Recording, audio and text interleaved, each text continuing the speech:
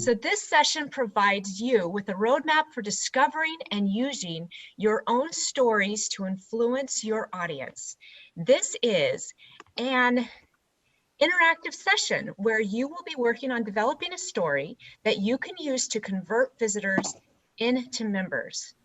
We all have a story about why we joined Toastmasters. It usually starts with an aha moment, a crisis, or a triggering event. How to turn that happening into a story that compels action is the purpose of this session. So join us and discover this formula that you can use time after time to bring your stories to life and inspire your audience to take action. Phyllis, our presenter, joined Toastmasters in March of 2008 to satisfy her employers after they suggested rather strongly that her communication style needed work. And she sheepishly admitted that they were correct. And she shares that joining Toastmasters was one of the best decisions she ever made. She embraced the program wholeheartedly and continues to be an active member of 3 clubs. Phyllis is also the founder and publisher of Voices, the District 7 magazine, and founder of Toastmasters, a Toastmasters club whose focus is learning to tell stories better so that they are memorable and inspirational, inspiring people to take action. She serves as a club coach and as an officer in each of her clubs. Phyllis has also served in the district in multiple roles and has been the recipient of the Herb Stewart Award, I might have said that wrong, the District Toastmaster of the Year, and the Lou Webb Award. She has earned 3 Distinguished Toastmasters and is completing the last speech for her first Pathways Distinguished Toastmaster in early June. So help me by doing a flash hands, a wave hands, whatever it is for you, a little dance, and welcoming her today. And Phyllis, when you are ready, please feel free to proceed for us. Thank you, Liz, for that introduction. Since I wrote it, I thought it was pretty good. What do you guys think? It was awesome. Well, thank you. It is all about finding your story today. So let's talk about why storytelling. Storytelling is one of the oldest forms of communication that humankind has developed. In fact, it's much older than we thought it was. In 2017, in Sulawesi, Indonesia, they discovered cave drawings that depicted the hunt that they have now decided were 44,000 years old. This is about 20,000 years earlier than the European cave drawings they found, which at one point they thought were the earliest. So that's just a little fun fact for you today. Every culture has stories that shape how we live our lives, whether it's customs, morals, religious ceremonies, just to name a few. All are based on stories passed down from generation to generation. If you think into your own lives, I bet there's some stories that you have been taught by your grandmother, grandfather, great-greats that you still carry on and pass on today. Stories are who we are. It is what brings us together in community. Story creates a climate of synchronicity, a give and take, where bonds of friendship and trust are formed. Recent studies in psychology of story show that every region of the brain is engaged when the teller and the listener are engaged with each other. This is very different from the PowerPoint or bullet point presentations that we are all used to seeing.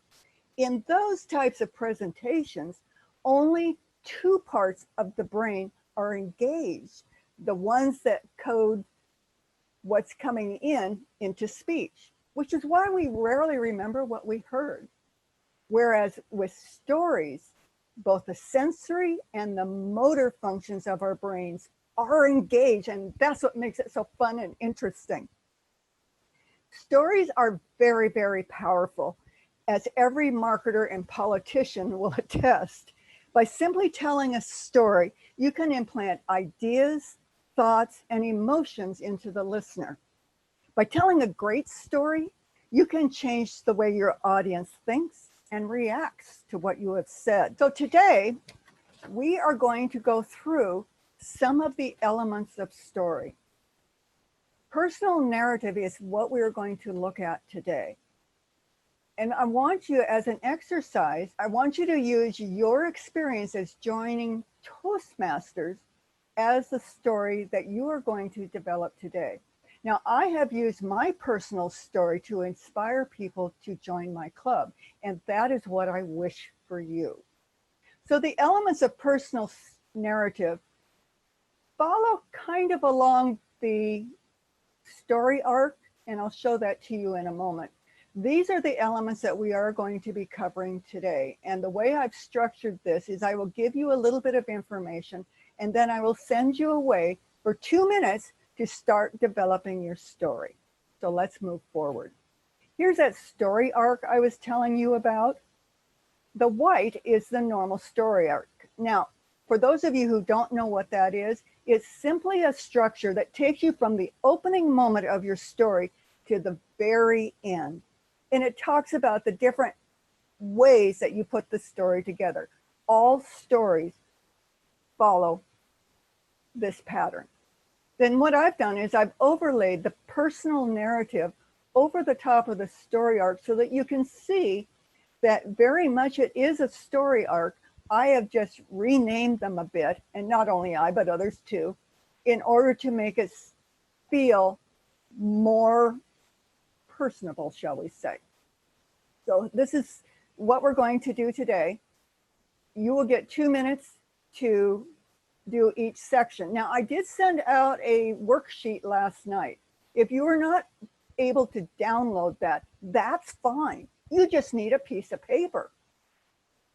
Your first one will be the call into the story, then conflict, journey, breakthrough, because of that, and then the value change, which is very important to every story. So let's move forward. The first one I called the call into the story. Now this is where you begin. Every story has to begin somewhere, whether it's waking up in the middle of the night to something that startled you, that could be the beginning of your story. It doesn't matter, but you always have to have a beginning of the story.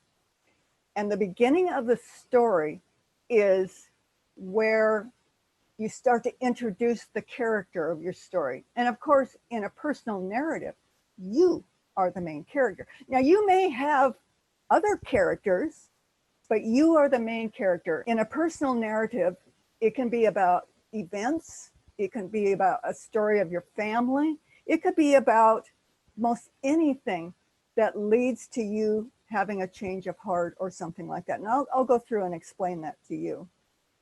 And what I'm going to do as I go through this is I'm going to demonstrate what I want you to do by telling you my own narrative, or at least some of it. Once again, I'm being lied to. I am so sick of department heads who argue with me when I present them with an injured worker who's perfect for their job. If one more of them tells me that their job is filled when I know it's not, I'm going to explode. Don't they know who I am? I hate my job. No, I don't. I hate the people I work with. And my inner demons keep yammering at me that I'm not good enough, that I'm a fraud. And it's no wonder no one will listen to me. Did you notice how I dropped you into the middle of the story? That I make it present tense so that you as a listener think, okay, what comes next? Why is he feeling this way? That's how you open your personal narrative. In the next section, I will talk to you a little bit about how that opening, that call into the story, works with the next section, which is the conflict. But for now, it's your turn. So I am going to give you 2 minutes on the clock for you to write down some of your call into the story. Okay, I hope that you did get some ideas, some thoughts down on your paper.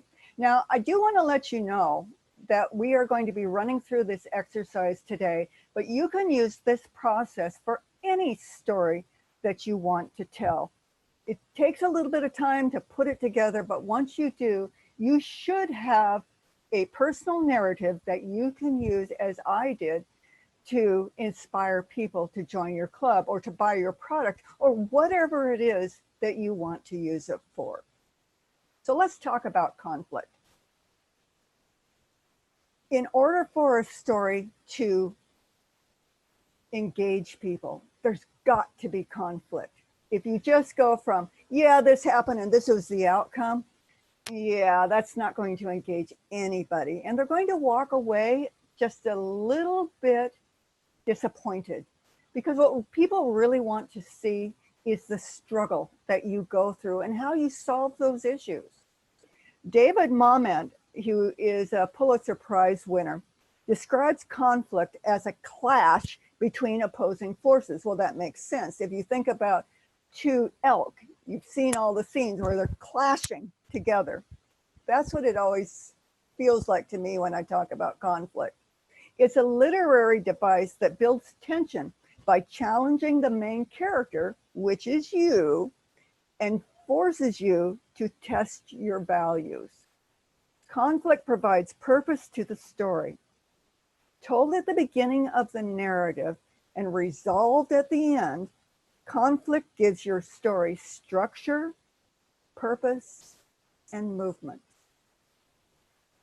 In my narrative, I promise to give you a little bit of the backstory and somewhat develop the conflict. After hanging up the phone with that last department head, I sit and stare at the wall.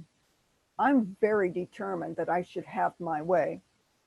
Oregon law is on my side. The department head was undermining everything that I was trying to accomplish, and it was getting to me. Well, I decided she was in for a rude awakening.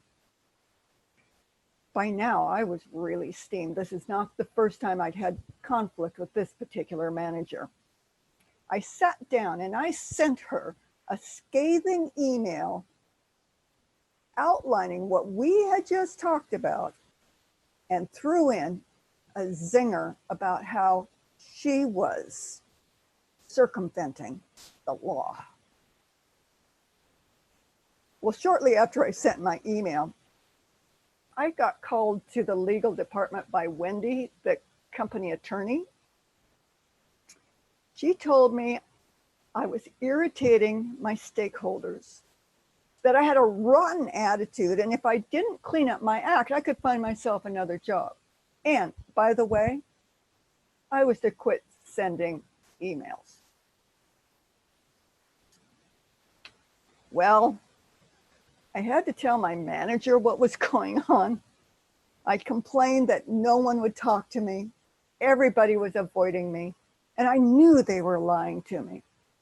My manager looked at me for the longest time, and she said 2 words, 3 words.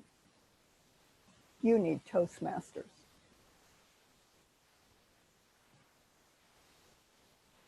So now you see what I'm talking about for conflict. I'm building the story. You already know that I hate the people that I work with, not necessarily my job, but it was fun putting people back to work. But the people that I was supposed to be working with paid me no attention. And remember, I said that I was having trust issues because I had been lied to so often. So in this section, as you start working on your part of this, think about the conflict that happened What was the trigger event that got you moving down the road to Toastmasters? You're going to have 2 minutes to think about the conflict in your stories. And once again, put pen to paper and jot down some thoughts. Are you starting to see your story develop? I certainly hope so, because now we're going to get into the really fun part. In the journey, like Sisyphus, who rolls the rock up the hill only to have it roll back down. Life is like that. You don't go from A to Z without a few zigzags in your road to achievement. And that's what's happening here. People want to hear the struggle, because if there's no struggle, there's no story. So think of a way in your journey towards Toastmasters.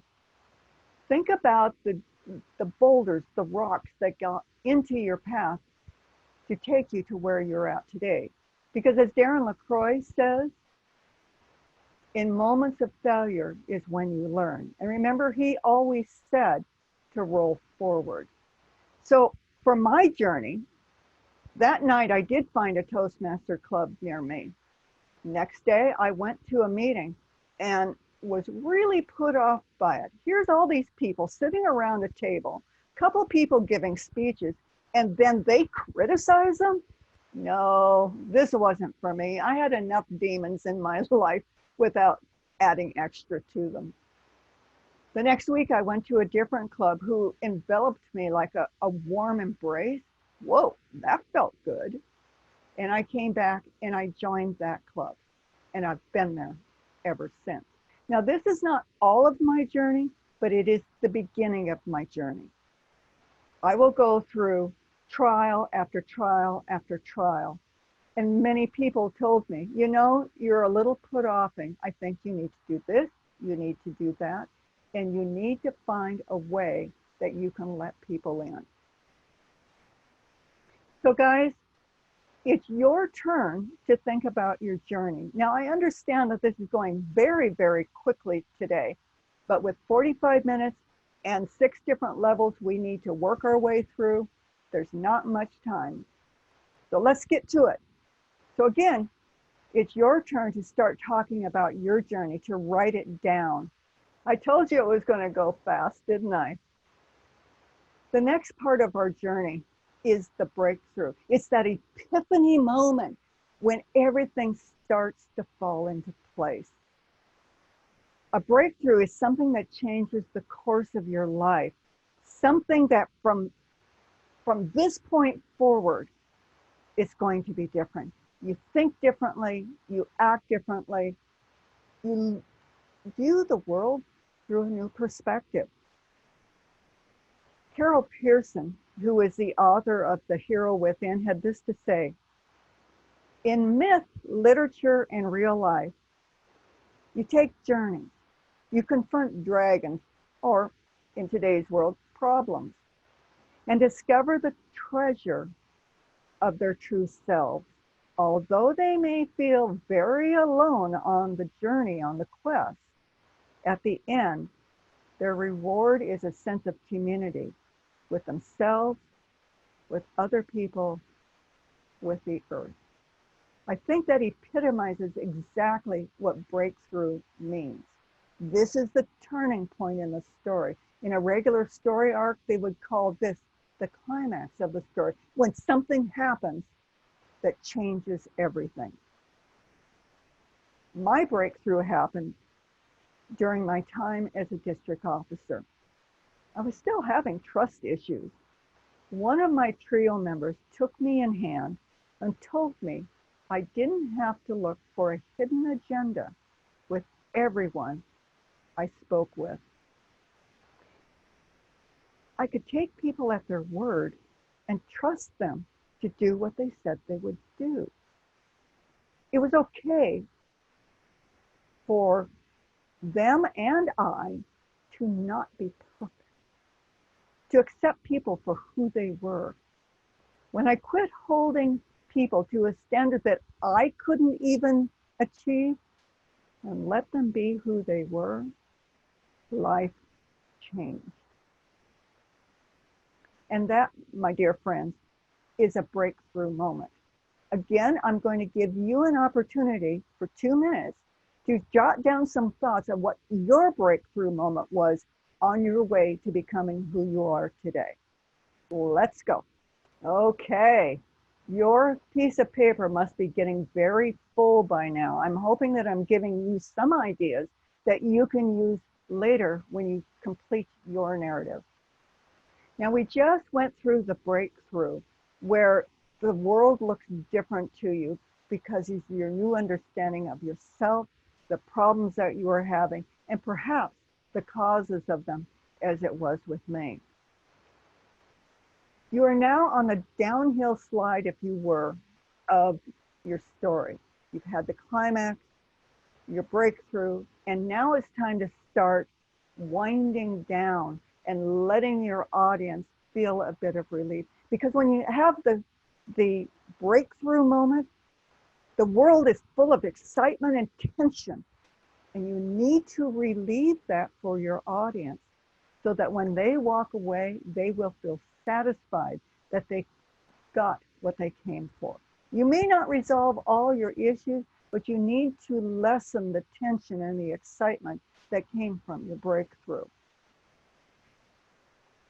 If there's no because of that in your story, again, your audience is not going to feel satisfied, and that person you were hoping to inspire to join your club may walk away, never coming back. You don't want that. In my narrative, once I realized that I could let people be who they were, I relaxed.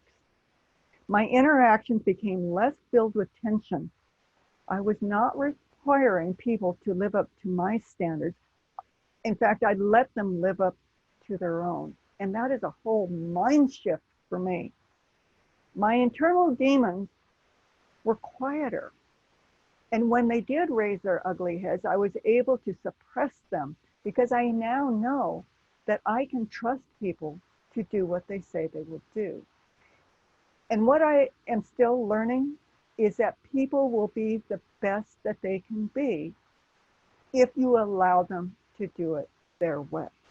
And that's so important. It was an important lesson for me to learn. In my personal narrative, when I did that, I was now able to collaborate with my managers, and they started coming to me, and we collaborated. A new word for me at that time. They collaborated with me to fill their jobs, and by the time I retired, I was bringing back $500,000 a year to the bottom line. And that was because of my breakthrough. Okay, it's back to you. So because of your breakthrough, what is your because of that? Well, this has been quite the journey today. We are now at the last point in your story. It's called the value chain. In your narrative, you've either gone from the positive to the negative or from the negative to the positive. And what I mean by that is your mindset where you started your story is now different. It's as if you are a brand new person with a brand new clothes and you look at the world differently. In my narrative, I allow people to be who they are. I discovered that I could accept myself as well. My trust issues have been laid to rest. I like who I am. I am confident enough to share that I am a work in progress and always will be. I have more realistic ideas of what I can do to help other people if I allow them to be who they were meant to be. And to top it all off, I have found a desire to help people be who they were born to be. I now believe that everyone is born with a primal urge to fulfill their purpose. That urge gets diluted over time, and we find ourselves stuck in accidental careers dissatisfied, depressed, and yearning deeply for work that fulfills us. I want to be the person, the igniter of the imagination and dreams fulfilled. I want to be the person who helps you set your soul on fire. All right, let's finish this puppy. 2 minutes on the clock. Get ready. I want to know about your value change. All right.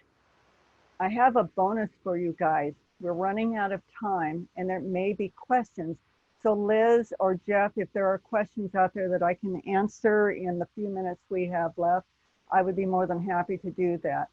If you have questions and I can't get to yours, would you please put them in the chat? And Liz, would you please save those for me, or Jeff, either one of you, I'd appreciate that. But here's the bonus.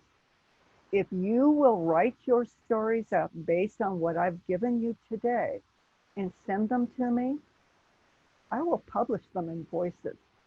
Not all at once, but sprinkled over this next year. I will give you credit for your story and your bio.